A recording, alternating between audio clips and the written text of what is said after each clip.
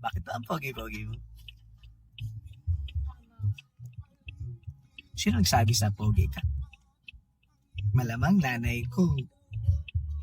May asawa ko rin. Minsan inuuto ako. Pogi daw ako. Ayan, katulad niya. Magandang ganun pa siya. Pero ang alam ko talaga, pogi ako. Wala naman taong pangit eh. Kahit naman hindi ako marunong mag-ayos eh. Pogi pa rin ako. Diba? Kumpiyansa lang sa sarili. Basta pogi ako.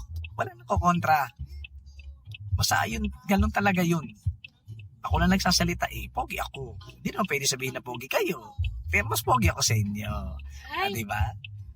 Basta pogi ako. Ha?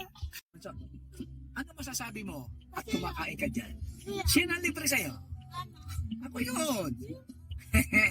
Ano ba yan?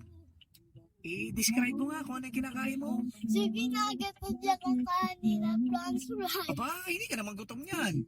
Hala, Diet din pag may time. Oh, babay na muna. Sabihin mo, kain tayo guys. Hi ma, asa ka ngayon?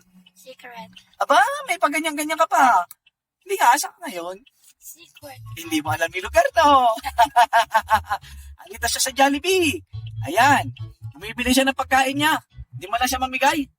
Ano ba pagkain mo dyan? Pakita mo nga. Oh, saan?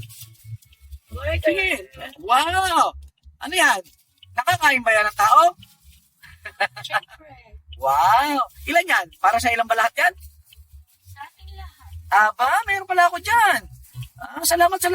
O sige, magbabay ka na. Bye-bye!